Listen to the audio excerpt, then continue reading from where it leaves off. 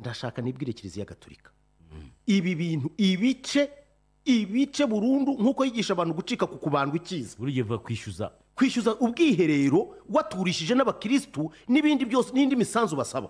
Kiliziya Gatolika ibi bintu mu bice kuko ntimushobora kugira abakristu mutaze ko bari bwiherere. Ibyo ni ibintu biri mandatory. Noneho RGB ni yinjiremo nukuvuga ngo umukristo udashobora kwishyura ubwiherero ntazaze gusenga.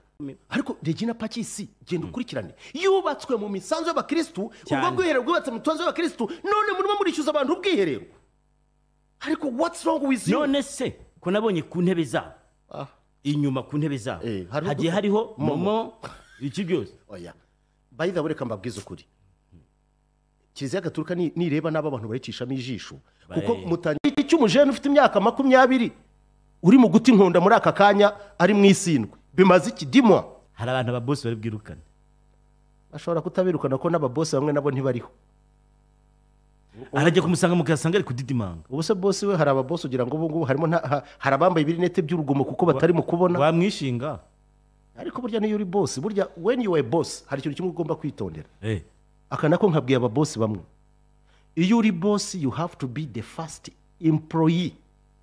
Ugomba kuba ari wowe mukozi wa mbere w'ikigo ubereye umuyobozi. Rubyiruko niba hari igihe cyiza kibaho niba hari ubukungu bwa mbere umuntu ageramo akaba ameze neza ni igihe cyo kuba urubyiruko. Ariko niba hari igihe kibi kimeze nk'umuhengeri wo mu nyanja ni igihe cyo kuko nicyo gihe ushobora kuba wakora amakosa menshi ashobora no kukuviramo n'urupfu. Ariko iyo ugize amahirwe ndabisubiramo iyo ugize amahirwe icyo gihe ukagisobanukirwa kwisobanukirwa nicyo gihe gikomeye kurusha ibindi kuko nicyo gihe ugerageza ibintu byinshi bishoboka. Ariko jya umenya kudibetinga pana kwiyuba. Uri muranyigisha kudibetinga? Yes nanabikwigisha.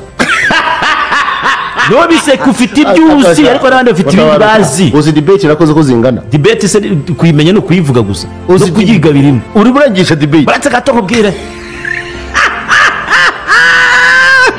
Icyo ni ikimenyetso cy'uko debate yawe iri hasi. Ngaho kabyara ushyira debate hejuru. Amaze nkubwire. Debate aho kabyara. Iyo utinyuka kuvuga ngo gushinga ngo ibendera ry'abatinganyi kuri ambassade ngo nta kintu bitwaye.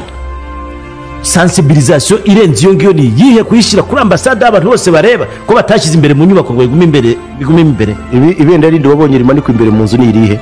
Aha kuki bari hashyira kuyoberekane ko aho hantu hari ikintu kihabera icya kabiri. Iyo utinyuka banza kira kadomo kugira ngo wavuze ngaceceka ijambo rimwe gusa. Iri bendera ryazamuwe mu rwego rwo gukora ubwo bukangurambaga kuko banasobanuye ibyo bashaka kuvuga. Rizahaguma rimanitse ubukangurambaga niburagira bazarihakura. Ibyo bifata nk'iminsi mikuru yabereye iwawe. Nakubwiye ngo uratuma nsusumira mpfe hubu ntushaka tugushyingura. Uretse gato usororo haracyari umwanya rero ibyo nanjye mbikubwiramo kuko nawe niba wabivuze nanjye ngomba kubikubwira.